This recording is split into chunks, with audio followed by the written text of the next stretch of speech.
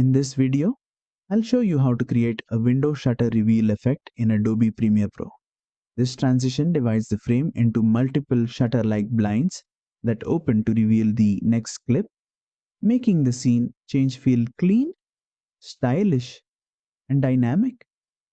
It works great for real estate videos, interior design content, creative edits, and cinematic projects.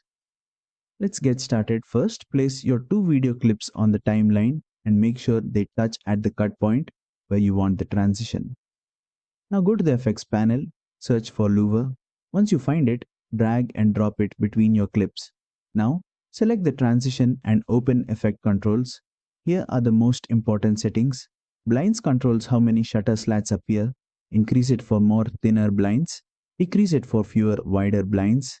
Angle controls the direction of the shutter reveal. Adjust it to change the opening direction. Delay controls the timing gap between each blind opening. Increase it for a more staggered reveal. Decrease it for a more synchronized opening. Rotation controls how much each blind rotates. Increase it for more dramatic movement. Decrease it for a flatter reveal. Perspective adds 3D depth to the shutter effect.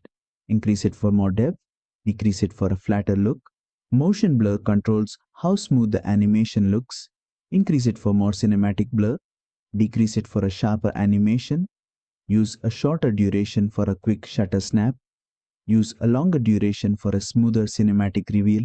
For best results, this effect looks amazing on clips with strong lines and clean composition. And that's it.